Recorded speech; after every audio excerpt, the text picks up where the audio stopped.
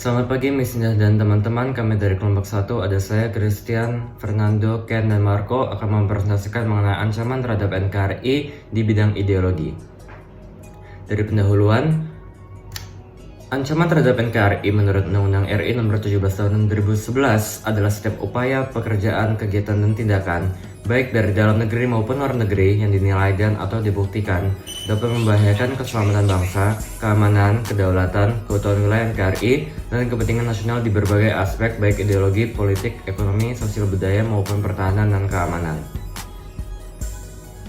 Contoh ancaman terhadap bidang ideologi adalah seperti kelompok-kelompok yang ingin menggantikan Pancasila dengan ideologi lain dengan biasanya melakukan pemberontakan maupun kudeta.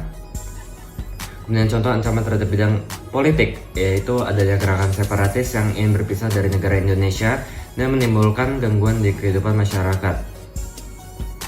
Ancaman terhadap di bidang ekonomi seperti inflasi yang tinggi, pengangguran meningkat, infrastruktur belum merata, dan sedang kebijakan ekonomi yang belum jelas, itu termasuk dalam ancaman internal ekonomi. Kalau ancaman eksternal yaitu jenis lainnya berarti dia di luar, berarti hubungannya sama luar negeri seperti sistem ekonomi kita yang terlalu bergantung terhadap negara lain ataupun rendahnya daya saing serta kinerja ekonomi yang belum baik.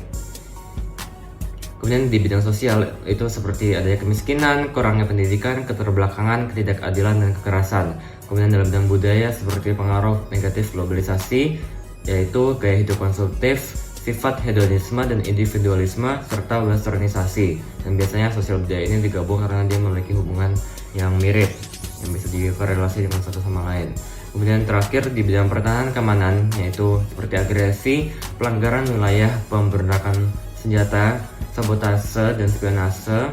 Itu seperti sabotase itu berarti dia sabotage atau dia menggagalkan fungsi keamanan negara kita, ataupun dia spionase itu berarti dia mengikuti sistem keamanan di suatu negara dan adanya aksi teror bersenjata, kemudian ancaman keamanan laut dan udara, serta konflik komunal atau konflik yang dapat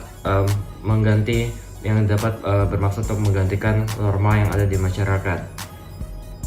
Kemudian untuk menghadapi ancaman terhadap NKRI itu kita harus waspada atau kita harus sadar bisa melihat adanya ancaman di negara kita.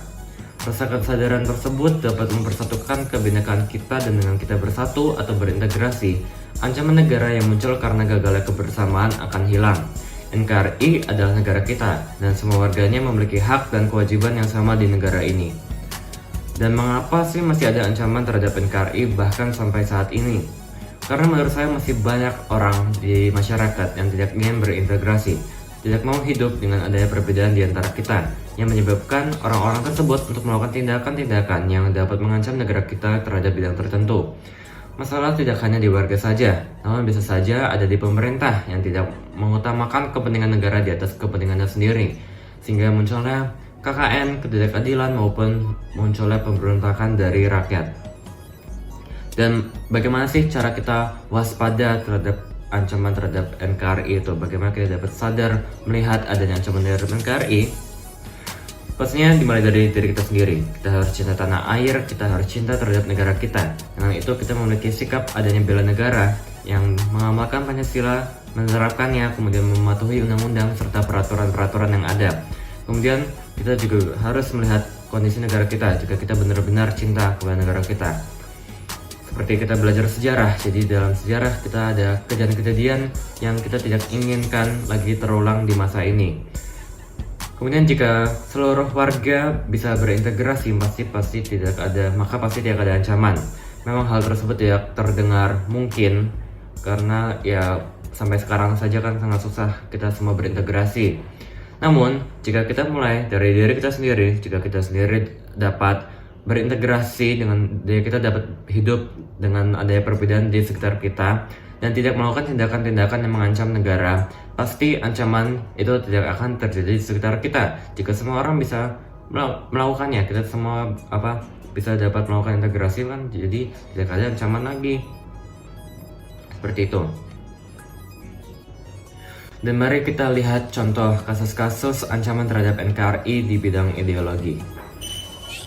Nah, sekarang kita akan bahas mengenai kasus pertama, yaitu Gerakan Aceh Merdeka. Nah, apa sih Gerakan Aceh Merdeka itu? Gerakan Aceh Merdeka atau GAM adalah gerakan separatisme yang bertujuan untuk memerdekakan Aceh dari Indonesia. Kenapa sih GAM ini sangat-sangat berbahaya?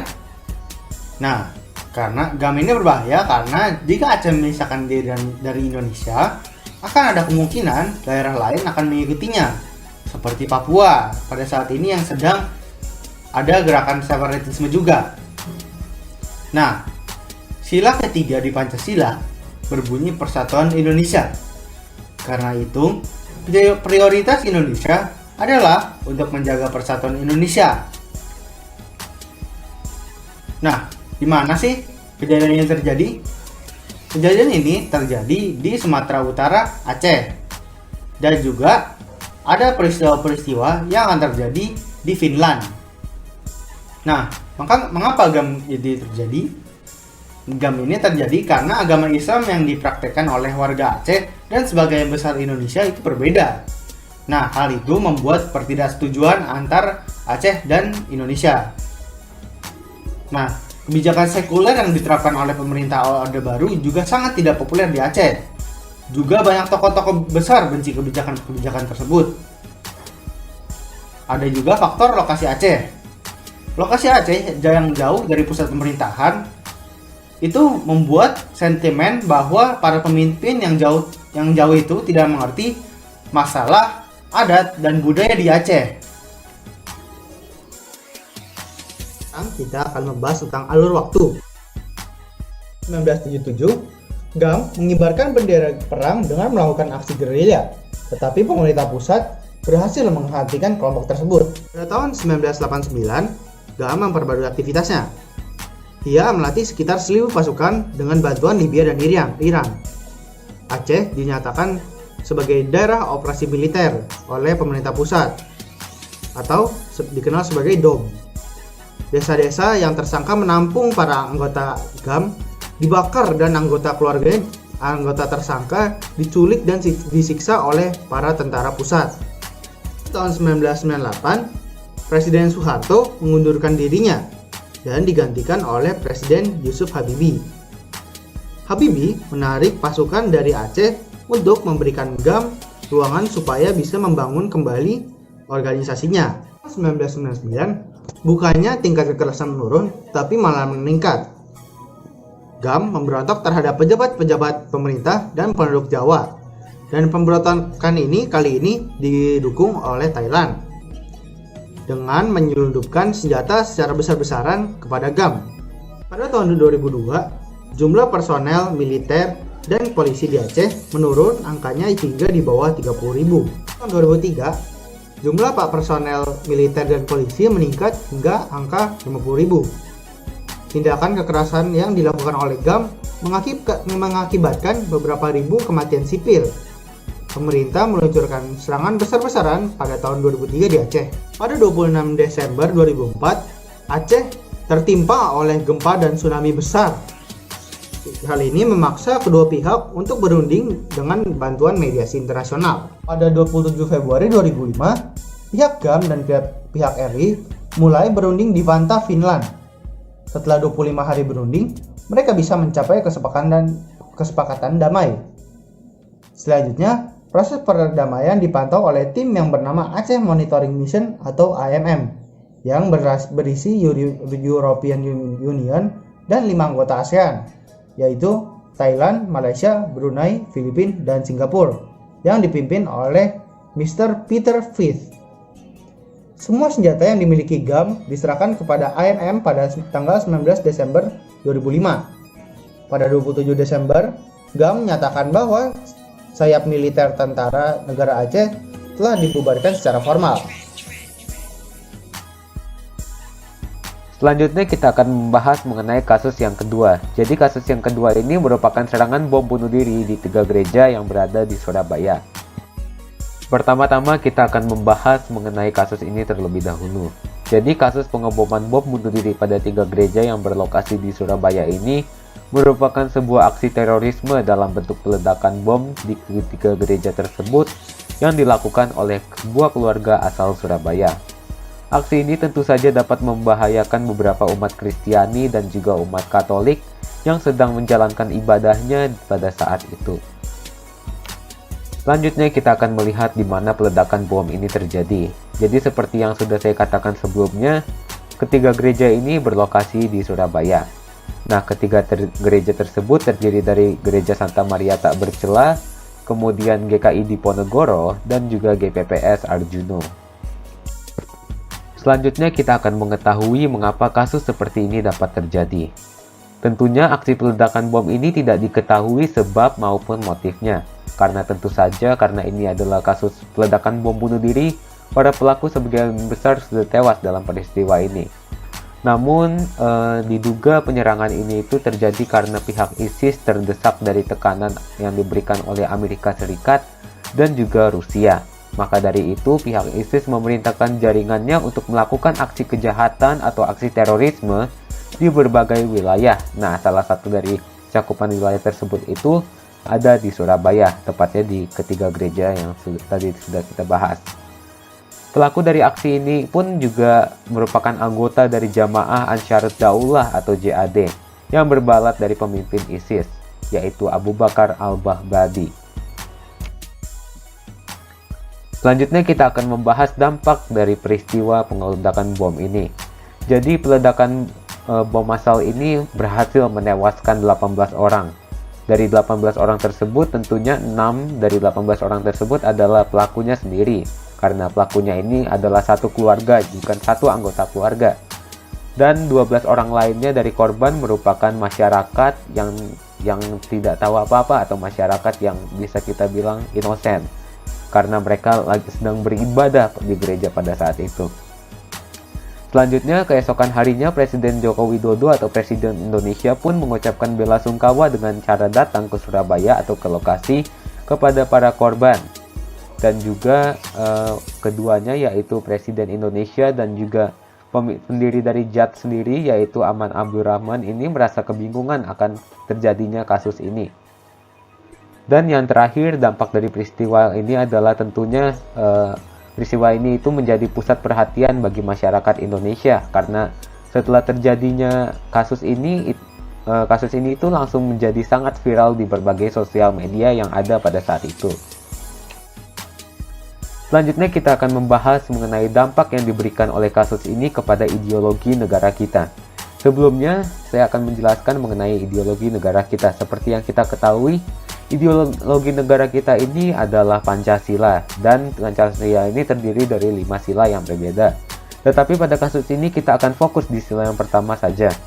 Jadi sila yang pertama pada Pancasila sendiri berarti bahwa rakyat Indonesia itu terdiri dari banyak sekali agama dan beragam agama.